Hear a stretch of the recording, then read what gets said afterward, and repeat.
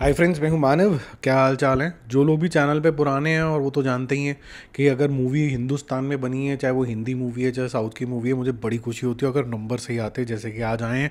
In fact जब Hollywood की picture भी यहाँ पर चलनी शुरू हो जाती है तो मुझे लगता है कि यार ये जो इंजन है ना फिल्म का, एंटरटेनमेंट का, ये चलना शुरू हो गया। और ये जो सिलसिला होता है कि किसी भी वजह से जाके थिएटर में जाओ, इन्जॉय करो, और अगर बाहर की मूवी बहुत ज़्यादा चमकती हैं तो कहीं ना कहीं वो जाके हमें बैक टू बैक टर्मिनेटर ये वो सब देखने दिखाने के बावजूद बाद ही हमारे पास 2.0 भी आई थी, जो रजनीकांत साहब की थी। तो इमेजिनेशन जो होती है वो वाइल्ड तभी हो पाएगी जब अलग अलग सिनेमा से हम परिचित होंगे। तो आज सारे नंबर्स बहुत ज़्यादा शानदार हैं, उसके बारे में डिस्कस करेंगे। पहले हम डिस्कस करेंगे कुछ हॉलीवुड फिल्में और फिर हम हिंदी मूवीज़ के ऊपर आते हैं। अभी कोई बड़ी पिक्चर रिलीज़ नहीं हुई है साउथ में, नहीं तो वो भी हम ज़रूर डिस्कस करते हैं। F1 का डे 17 है। कल 4 करोड़ रुपए का बिजनेस किया था लगभग, आज भी उतना करेगा और 71 करोड़ पे इजीली पहुंच जाएगा। और 3000 करोड़ के ये आसपास पहुंच रहा है, तो वेरी गुड नंबर। हर रोज़ करीबन 100 सवा 100 करोड़ रुपए ये ऐड करा। आज उम्मीद है कि ये 150 करोड़ तक ऐड करेगा। फैंटास्टिक तरीके की कलेक्शन जिसकी आ रही हैं। जुरासिक वर्ल्ड का कल जो नाइट शोज़ थे वो काफ़ी ज़्यादा अच्छे गए हैं, और जो डे 9 था उसने 7 करोड़ पे एंड किया। लग रहा था 5-6 करोड़ रुपए के आसपास होगा, लेकिन फैंटास्टिक नंबर्स आए इसके कल। तो 10th डे के अंदर ये आज करेगा 9 करोड़ रुपीज़। तो बहुत बड़ा नंबर होता है 9 करोड़ रुपीज़। जब इतनी सारी पिक्चर रिलीज़ होगी और आप 10th डे के अंदर एंटर कर रहे हो, तो 65 प्लस 9 74 से 75 करोड़ रुपीज़ आज ये करने वाला है। अगेन इसका भी 3500 करोड़ तक आज टच कर जाएगा। फैंटास्टिक तरीके की कलेक्शंस आई हैं इसकी भी, बहुत अच्छा लोगों को लग रही है। और ये फैमिली वाली पिक्चरें हो जाती है ना, क्योंकि F1 के अंदर भी फैमिली जा सकती है, कोई ऐसे सीन भी नहीं है। ऐसी जोरासिक वर्ल्ड में फैमिली जाएगी, इंजॉय करके आ जाएगी। सुपरमैन भी वैसी ही फिल्म है कि मतलब फैमिली जाए और इन्जॉय करे, बट अनफॉर्चुनेटली यहाँ पर जो फैमिली है यहाँ पर ये बहुत बचकाना है मेरी समझ के हिसाब से। और वो बचकाना क्यों है उसका एक वीडियो मैंने बना के ऑलमोस्ट रख लिया है, तो वो मैं आपको कल मूवी शो इंटरनेशनल चैनल पे मैं डाल दूंगा कि where Superman has gone wrong. ठीक है, ये फाइनल वीडियो होगा, इतनी मिट्टी बिली इतनी ही करनी चाहिए।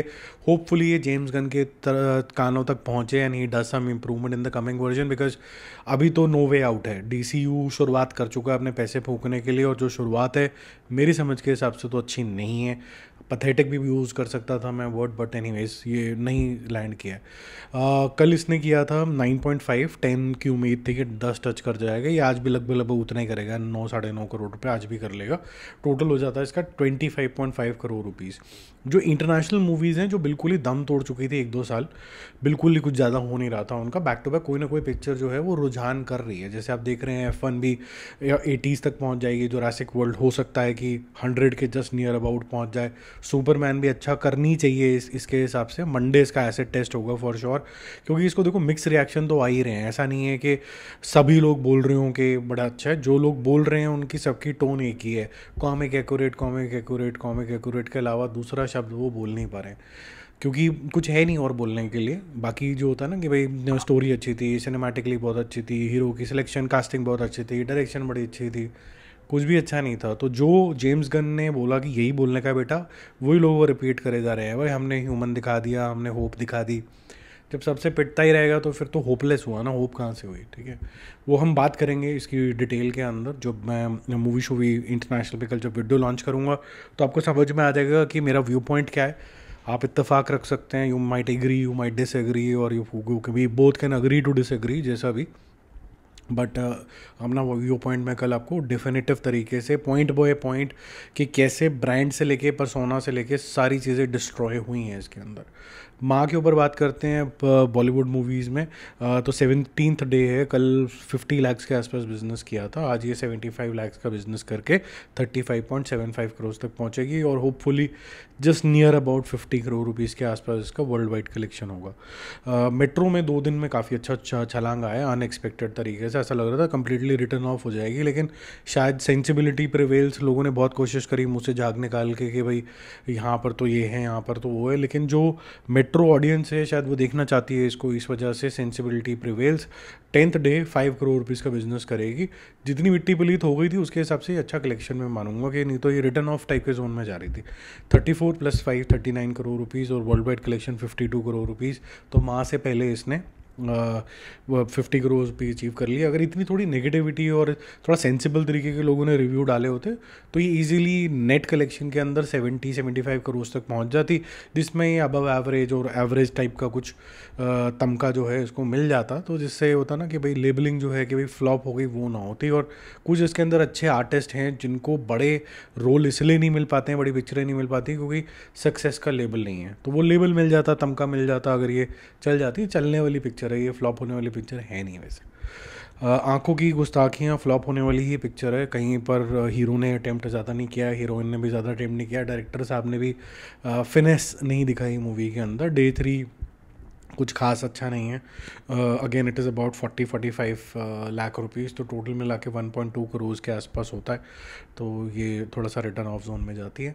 मालिक का डे 3 है और कल मैंने आपको बताया था 4.25 से 4.5 करोड़ तक एंड होने की उम्मीद थी, लेकिन नाइट शोज़ जैसे जुरासिक वर्ल्ड के बड़े अच्छे गए, इसके भी बड़े अच्छे गए हैं। 5.25 हुआ। क्या इससे ये हिट सुपर हिट हो जाएगी? होगी तो ये फ्लॉप ही। इसका बिजनेस एनालिसिस कल करेंगे। आज ये करेगा 5.5 करोड़ रुपए, टोटल हो जाता है 14.5 करोड़ रुपीज़। कल से ये 1.5-2 करोड़ रुपए गिर जाएगी और फिर ये थोड़ा वॉश आउट के जोन के अंदर जाती हुई नज़र आ रही है, क्योंकि टिप्स ने इसके ऊपर ठीक ठाक पैसे खर्च करें।